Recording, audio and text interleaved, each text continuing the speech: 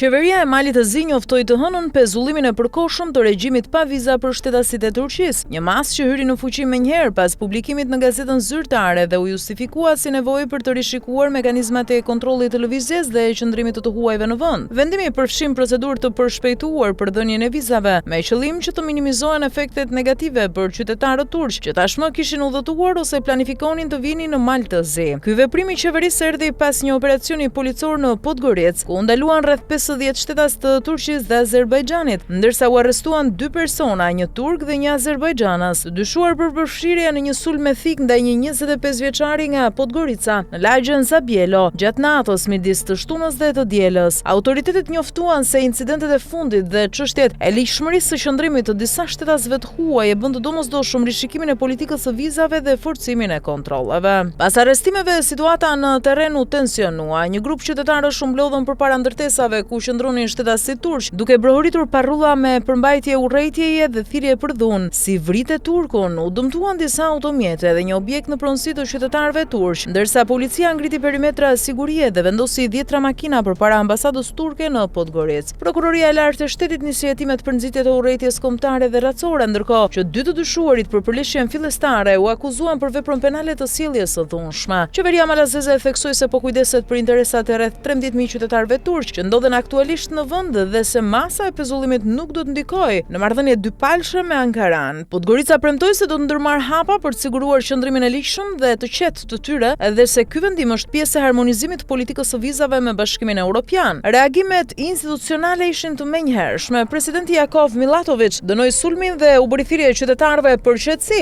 duke paralajmëruar kundër stigmatizimit kolektiv. Ministri i Brendshëm Danilo Sharanović hodhi poshtë pretendimet se në Mal të Zi qëndrojnë mbi 100.000 shtetas turq, duke sqaruar se numri real është 13.000, prej të cilëve 80 kanë qëndrim të përhershëm. Edhe partitë politike përfshirë Partinë e Bosnjakëve dënuan gjuhën e urrejtjes dhe kërkuan ndëshkimin e autorëve pavarësisht origjinës së tyre etnike. Ministria e Punëve të Jashtme e Turqisë reagoi duke shprehur shqetësim dhe duke njoftuar se është në kontakt të vazhdueshëm me autoritetet malazeze për garantimin e sigurisë dhe mirëqenies së shtetasëve turq në Mal të Zi. Autoritetet turke theksuan se ngjarjet po monitorohen nga afër dhe se bashkëpunimi diplomatik me Podgoricën do të vijojë për të zgjidhur çdo situatë që mund të kërcënojë qytetarët turq. Ngjarjet ndodhen në një moment kur në Mal të Zi është rritur ndjeshëm prania e grupeve të huaja kriminale, veçanërisht turke, ruse dhe gjeorgjane, të përfshira në trafik droge, pastrim parash dhe trafikim të qenieve njerëzore. Sipas raportit të fundit të qeverisë për krimin e organizuar, sipas të dhënave zyrtare në Mal të Zi janë të regjistruara 11 grupe të krimit të organizuar me rrezik të lartë, ndërsa gjatë muajve të fundit janë shtuar përplasjet midis klaneve që kontrollojnë kontrabandën ndërkombëtare të drogës. Pezullimi i regjimit pa viza në këtë kontekst shihet si masë e fortë për të rikthyer kontrollin mbi flukset e migracionit dhe për të penguar infiltrimin e strukturave të paligjshme në territorin malazez. Megjithatë, analistët paralajmërojnë se reagimet emocionale dhe masat e nxituara mund të rrezikojnë të përkeqësojnë tensionet etnike dhe të dëmtojnë marrëdhëniet tradicionale me Turqinë, një vend që ka luajtur rol të rëndësishëm ekonomik dhe diplomatik në rajon. Reagimi më i ashpër erdhi nga gazetari i njohur turk Ibrahim Hashkoglu, i cili në rrjetin social X u drejtua kryeministrit malazez Milojko Spajić me akuza të rënda. Ai tha se nuk mund ta bësh të gjithë Turqinë të paguajë për këtë dhe akuzoi Spajić se ka pranuar në vendin e tij persona të përfshirë në pastrim parash dhe mashtrime nga Turqia, pa organizuar kurrë ekstradimin e tyre. Sipas Hashkoglus, njerëz të tillë kanë filluar të marrin kontrollin e vendit tonë dhe ti ke kanalizuar të ardhurat e parave të tyre të pista në ekonominë tënde. E ke shkaktuar vetë këtë situatë dhe tani po përpiqesh ta mbulosh duke ndëshkuar të gjithë qytetarët turq për të qetësuar zemërimin e brendshëm.